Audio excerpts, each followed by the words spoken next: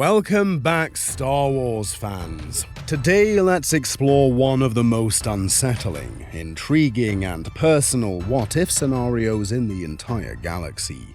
What if the Force itself vanished during the Clone Wars? Imagine it, an endless, brutal war raging between the Republic and the Separatists, with Jedi generals spread thin across countless systems. But overnight, they lose their greatest ally. No visions, no mind tricks, no saber-deflecting reflexes, no sense of life or death in the Force at all.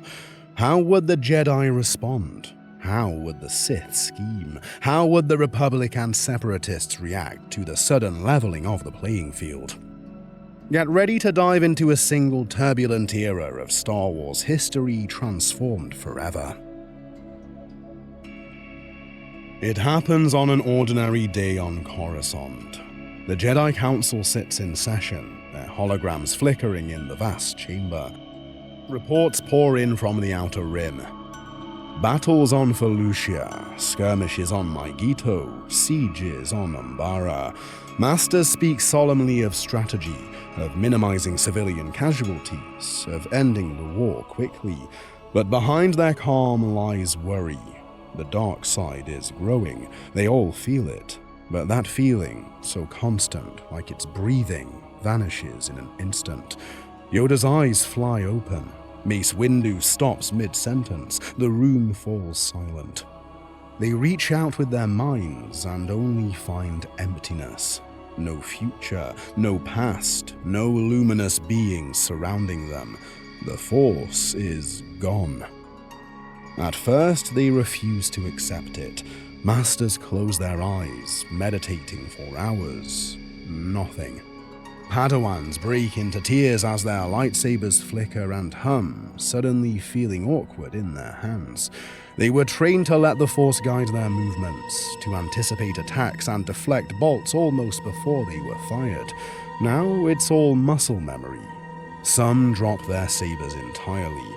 Panic begins to spread through the Order.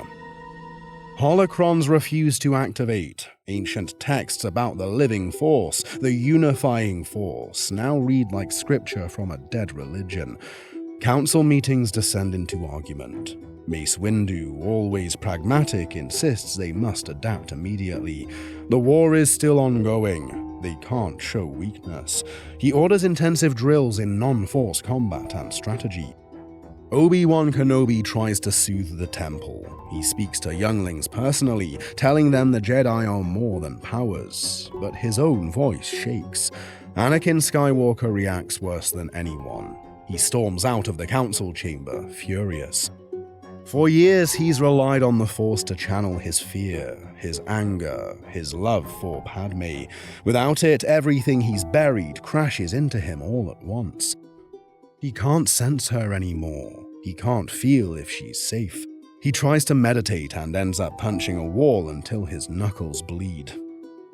He screams at Obi-Wan when his old master finds him, calling him a liar, saying the Order has failed them all. Obi-Wan just watches, helpless, because he has no wisdom left to give. Meanwhile, on the front lines, chaos erupts. Clone commanders trained to work seamlessly with Jedi find their generals stumbling. On Felucia, Jedi Master Aayla Secura is nearly killed when she can't sense an ambush in time. She survives only because her clones cover her retreat with withering blaster fire. On Umbara, Pong Krell, already distrusted, panics. Without the Force to bolster his senses and reflexes, his arrogance collapses into paranoia. He orders brutal, reckless offensives that slaughter his own men. Word spreads quickly through the GAR that the Jedi are no longer special. Morale fractures. Palpatine is delighted. He calls an emergency Senate session, his voice grave and soothing. The Jedi have lost their powers, he says. The Force has abandoned them, and with it, the Republic stands exposed. He proposes emergency measures, centralized command, expanded production of battle droids, stricter loyalty measures for clone regiments. Senators scream at each other. Bail Organa begs for calm, saying they must not give up their principles in fear, but fear is winning. Meanwhile, in the shadows of Coruscant, Dooku snarls. He tries to summon the dark side and feels nothing. The once charismatic leader of the Separatists rages at his own impotence. He lashes out at his advisors, who scuttle away in fear. He can now no longer cow them with force-choked threats. On Sereno, his homeworld, his supporters whisper that he's a fraud. He sends frantic messages to Sidious. "What have you done?" he demands. "Did you plan this?" Sidious only smiles thinly. "I assure you, my friend, I am as surprised as you." It's a lie, but even he doesn't know how to restore the Force. General Grievous cackles in mechanical glee. For years he's resented the Jedi's powers. Now they're just warriors like him. He orders renewed offensives, confident they'll never keep up. Separatist strategy shifts, no more avoiding battles with Jedi at the helm. Now they hunt them directly. World after world falls. Back on Coruscant, the Jedi stagger. Mace Windu organizes training sessions in standard martial arts and marksmanship. He drills Padawans ruthlessly. "Without the Force, you will learn," he growls. "You will adapt." But morale plummets. Younglings ask if they're even Jedi anymore. Some masters, older and brittle in their faith, quietly leave the Order, vanishing into civilian life. Yoda sits alone in his chambers, silent. He closes his eyes.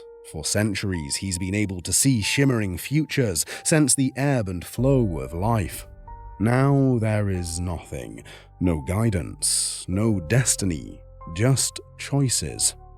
He whispers, "Blind we are, truly now.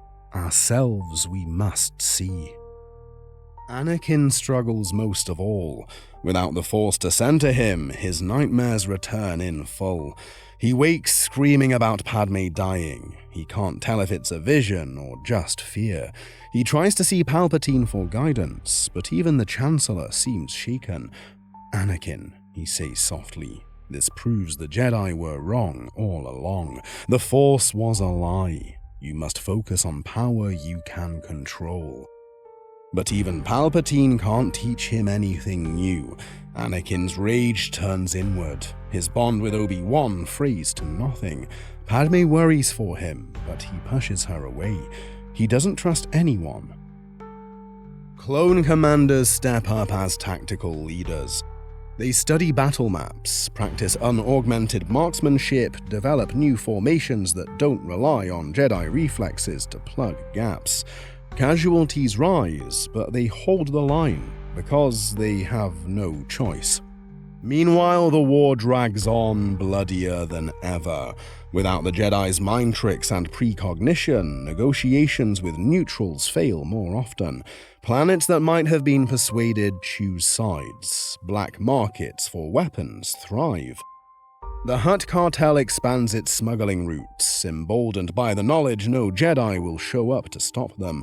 Crime syndicates openly bribe senators. Corruption deepens. And then there are the civilians. For generations, stories of the Jedi comforted children. They were protectors, monks, warriors of peace. Now parents tell their kids those stories with bitterness. The Jedi can't save us anymore. Refugees flee war zones with no one to guide or protect them. Entire systems riot when food shortages hit. And everywhere the rumor spreads, the Force is dead. Inside the Jedi Temple, a desperate question festers. Who are they without the Force? Some argue that they must keep fighting, powers or not. They made a promise to defend the Republic. Others say they should leave the war entirely. Without the Force, they're just soldiers prolonging the slaughter. Younglings huddle in dorms, terrified they'll be sent to the front with no powers, just sabers and hope. The council fractures. Yoda calls one last meeting. He looks at the masters, his voice a rasp. Forgotten what we are, we have not. Servants of peace, keepers of hope. Without the Force, still Jedi we can be. But war will end us all. He proposes a ceasefire initiative, but Mace Windu refuses. Master Yoda, if we lay down arms now, the Separatists will take Coruscant in a month. Obi-Wan sits between them, exhausted. Anakin doesn't even come. The Jedi split. Some stay as generals, grimly fighting on. Others walk away, forming small enclaves dedicated to teaching ethics, history, philosophy. They say they'll be needed when the war is over. No one listens. On Mustafar, the Separatists meet. Dooku rages that Sidious promised him victory. Grievous taunts him for losing his space magic. The Confederacy begins to fragment. Without the unifying fear of the Sith, member systems bicker, secede, make side deals. The dream of separatist independence dissolves into warlordism. Palpatine watches it all. He tightens his grip on the Senate, passing measure after measure for security. He tells them the Jedi are weak now, that only his leadership can save them. He claims he will end the war once and for all, but even he has lost the one thing he relied on most, the ability to see the future. Now he rules by cunning alone. The war burns on for years longer than in our timeline. Millions die. Worlds are scarred beyond recognition. The Jedi fade from legends of shining heroes to grim, wounded soldiers. But eventually, the war exhausts itself. Neither side can claim total victory. A peace treaty is signed, bitter and incomplete. In the ruins of the Jedi Temple, surviving Masters and Padawans gather. Their numbers are half what they were. They build no new sabers. They light candles instead. They speak of peace, of never letting the galaxy fall into war again, of being keepers of hope, even without powers. Because though the Force is silent, the galaxy is still full of life. And the Jedi realize at last that their real power was never telekinesis or visions. It was the promise to stand between darkness and the innocent. That promise survives. If you enjoyed this, please like, subscribe, and share your thoughts below. Let us know what other Star Wars what-if scenarios you want to see next. And may the Force, silent or not, be with you always.